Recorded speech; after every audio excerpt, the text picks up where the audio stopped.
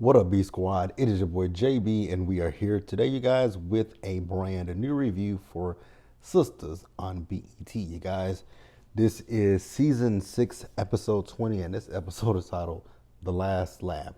Now, before we jump into this review, if you guys are watching this video or any other video on the channel, and you guys aren't subscribed yet, then I need you guys to do me a solid favor and stop taking me out on this date and having me pay for it at the end of it. You guys know the routine. You can do me that favor by liking the video, subscribing to the channel, turning on your post notifications, and also by sharing the video, you guys. And with that out of the way, you guys, without further ado, let's go ahead and discuss Sistas, shall we? All right, you guys, so I will tell you guys right here, right now, this episode, this review, it ain't gonna be long because this episode didn't give me that much, but yeah. Now, I know that the Oval has like one episode left into the season finale. Do y'all know how many episodes are left into Sistas season finale? Because we're on episode what? What number are we on again, you guys? Did I say 20? Next week ain't the finale. Is it the week after next that's the finale? I feel like we got 2 episodes left. Maybe 1. I don't know. It is what it is. This episode, Danny got home, right? And Preston was still awake. And Danny was surprised that Preston was still up, and he was like, but I wanted to talk to you. So he asked her how was work, and she didn't want to talk. She wanted to go take a shower and go to bed because she has to go to work in the morning, right? So he asked, is that why you were out so long, because you didn't want to talk to me? And she said, nah, I was with the girls, which is the truth. She was with the girls, but you were also with Tony. He asked her, did you look at my gift that I bought for you? So I was like, so you actually really brought her a gift. Where was the gift at? Was it in her car? I was confused. And she said she left it at work. I was like, okay, Danny, I guess. Then we move over to Cheryl, the nosy neighbor. Remember, you guys, she called last week and told Fatima them that they need to get over to the house, over to Heather's place. And she wouldn't say what was going on. But then in this episode, we find out that the police are the police and everybody are in Heather's apartment. So Zach and Fatima went upstairs to see what's going on. Heather's like, what the y'all doing here? Get out of my house.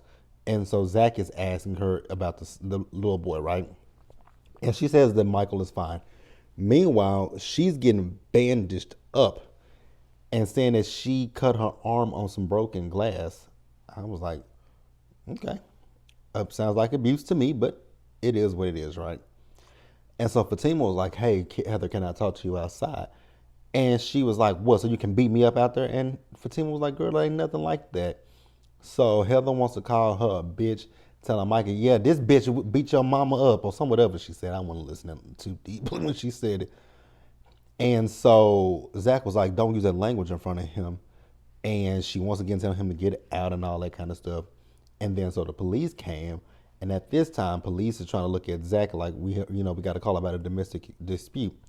Zach and Fatima like, this ain't got nothing to do with us. Meanwhile, there's a dude in the corner, and Heather's like, I know that nosy bitch called you. I see you, bitch.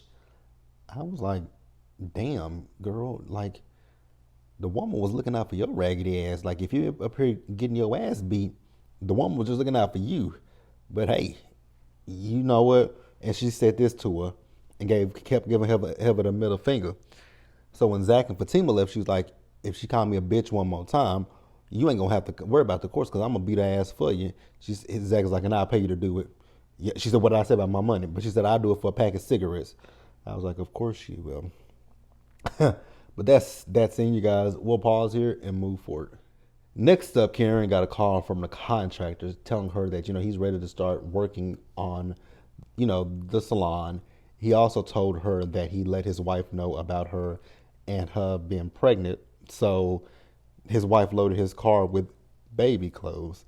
I was like, this is very weird to me. This is weird energy. Like nothing seems right with this situation, you guys. Am I the only person that's getting a bad vibe from this?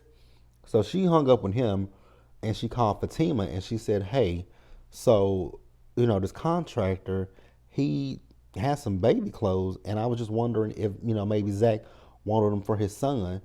And Fatima was kind of caught off guard that it was Karen calling her, and the fact that Karen was very pleasant to her. but she said she'll ask him. So then we move back over there with Danny and Preston. So Preston has woke Danny up and, basically telling her to get ready for work. She's like, it's 2 hours until I have to be to work. Girl, why don't you just skip into my loo in the last episode about a whole hour before you have to go to work to see old Tony? I'm still stuck on this. Yes, I was here for Tony wanting to whoop Gary's ass last week, right? And I'm still here for it. But Tony is still a creep. Creepy Tony is what he is. The man listens to this woman's conversations in that creepy ass van. We'll talk about that van in a little bit. So he just tells Danny that he wants to talk. And he asked her if she was sleeping with Tony. And she was like, am I sleeping with him? He was like, well, Danny, you have slept with other men before. And because you're like, I just met him. Well, you had just met John Moody. You just met Preston. You just met Jonah. And Danny got offended talking about he called her a whore. Technically he didn't. You took it that way. But the thing that was blowing me in this scene was Danny. Instead of Danny telling him like I have a little interest in Tony, then she really was trying to make it out like Preston was at fault. And I was like, I'm not gonna sit here and watch this because yeah, he shouldn't have said what he said, but he's asking you like, is there something that I need to worry about because you're not being forthcoming with me? And then when I walked up to you guys last time, it looked like something. So yeah, Danny, girl, I'm sorry. Y'all know how I feel about it. Y'all know Danny is my girl, and I like Danny, but in this scene I didn't like Danny. So Preston was like, you know what? I'm done with you, Danny. Fuck you, Danny. I was like, well, Preston, that's a little harsh, but if the man's feelings are hurt, I'm not upset about it at all. I wish Danny would have been honest with him. Just be real with the man. Keep it a buck with him. Let's pause here, you guys, and move forward. All right, you guys. So next up, we get Andy. So Andy got a call from the doorman about someone being downstairs, and she said, let her up. Then she got a phone call from Jordan, and Jordan was calling, apologizing to her. And she was like, you don't have anything to apologize for. But she did ask him, how is Penelope? He told her, she's very hurt and she's upset. And then, he asked her, like, hey, my sister would like to talk to you and just, iron some things out with this whole situation with Gary. And she was like, well, how about I get back to you on that? And he was like, okay, cool. He was like, can I take you to lunch? And she was like, let me look at my schedule when I get to work and I'll let you know. So then Karen came in and, Andy is talking about, she's Andy, you're book smart, but you're a fool. And one could say she is a fool in love, but the things that Gary has done it's the things that Gary has done that's the problem. If he had done one thing, that would be a different story, right? But Gary has done a slew of things to Andy. Almost crushed her ribs. Remember, he took her out in the middle of nowhere, and she had to get the ride back from the police. Jasmine came into his apartment, came into her apartment, shot him with rubber bullets. Then he bought you this apartment and was eavesdropping and spying on you, bought you the car, right? It came with string. Everything came with the strings. He was married when he got with him, right? Let's just that weird ass wedding that he came up with, where he wanted you to marry him on the spot with that ring that locked. We had 8 things, and I can keep going. I can keep going when it comes to Gary, but I choose not to. So we can say that you can say, yeah, she was a fool in love, but at a certain point in time, you also got to be a fool with some sense. And that ain't what Andy is. She ain't got no kind of sense because he's done so many different things. And you have to just be like, you know what, Gary, I love you, but you're no good for me. Oh, let's not forget, Jasmine and her homegirls went to fight her at her job. Baby, if somebody's no.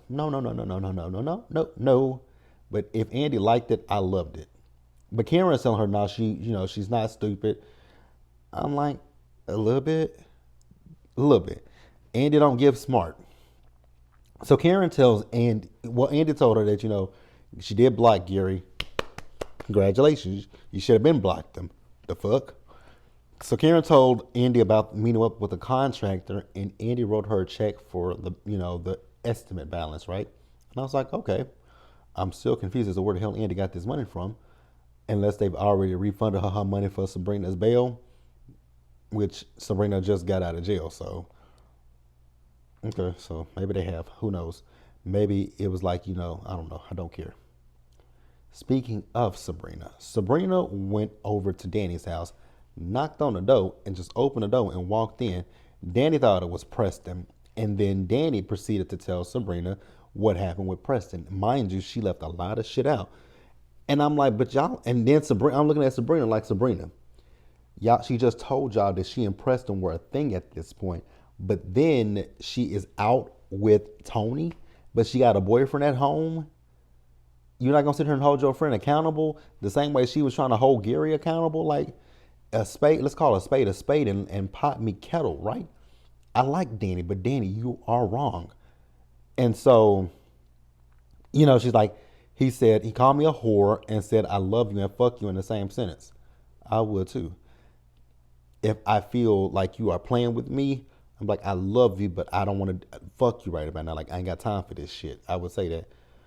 So Sabrina is like, well, you need to go have lunch with Tony, someone who listens to you. I was like, girl, he listens to her in more ways than one. He listens to her from his creeper van. Like, get the hell out of here, Sabrina. Shut up. And then Sabrina's telling her she's going back down to the bank to try to get her job back. Girl, I wouldn't want that job back. There is no part of me that would want that job back if my boss literally believed that I would have robbed them after being here for I don't know how many years. I don't know how long Sabrina's been working at that bank. But if my boss literally thought, oh, well, she definitely could have robbed the bank, and I ain't never shown no signs of nothing like that. I ain't never done it in how many years or months? But mostly, I would say mostly years. Girl, keep that job and shove it up your ass. We'll pause here and move forward, you guys. All right, you guys. So next up, we got Fatima. So Fatima is letting Zach know that the lawyer is meeting with the judge, and the judge, they're currently in his chambers, right? So what they need to do now is head on down to the office. Meanwhile, she was trying to get him to eat some breakfast, but he can't eat anything because he's thinking about Michael. And then she also told him about the situation with Karen, calling her on the phone. And he was like, Karen. Something must be wrong. Is she crazy? And she's like, I asked the same question. I'm kind of confused as to what the hell is going on with Karen, but it is what it is, right? And then we move over to the airport with creepy Tony. He came up on Danny. He was like, your boy not going to pop up out of here, is he? She's like, nah, we're good. And so they talked about last night and him wanting to kick Gary's ass. She asked how Penelope was. He said he ain't taking it well. Then she finally asked him, what does he do? So he said he's the VP of something. And so she was like, so you're the VP of something, but you drive that creeper van. He was like, yep, creeper van. She was like, you can't get nothing else? He said, well, his dad passed away and gave it to him, and he couldn't part with it. Sir, that utility van looks like something that you're riding around in a utility van, and I'm pretty sure it ain't got no back seat to it. Now, if it had a back seat, it's a utility van. Most people who drive utility vans, if you're not a creeper, you work in some kind of business where you either haul things or clean things, something like that. You have most people it's a cleaning service, it's a cleaning business, right? But you're just driving. Why did your dad have a creeper? Why did your dad have that utility van? He made the joke that his dad was a creeper, but he said, nah, he was a good guy. Then what the fuck did he have this weird ass van for? I'm going to continue to ask this question. What did he have this damn van for? I don't get it. Don't care either. Lastly, you guys, Karen. Karen met up with the contractor and he showed a rendering of one of his students. And I was confused as to what the hell he was talking about. So he gave her the clothes, and then after that, he showed her the price for the job, and then he told her that he knows the landlord, and he knows how the landlord is. She's like, yeah, he don't want to do anything around the facility. And I was like, okay, what are we getting at here? Then he says he got a building where if she bought it, I think he said bought it, but I don't know if he meant buy or lease, whichever one, that it would be the same price as her current lease. And Karen was like, "How do you know what I currently pay?" He said, "I know the owner of this building," and I would have hit him with a rebuttal. Once again, how the fuck do you know what I pay for rent? So he was asking. So he said, "Well, she's like, so where is this place at?" He says, "Oh, right, it's right down the street or whatever, right?" I'm embellishing, and she's like, "Okay, I'll." He said, "I want to show it to you." She's like, "Okay," and so she was gonna drive her car. He said, "No, no, no, no, let me take you." She's like, "No," but he talked her into letting him take her. I was like, Karen, I don't know if you necessarily want to hop in the car with this man, and I don't know if you got your gun in that little bitty ass purse.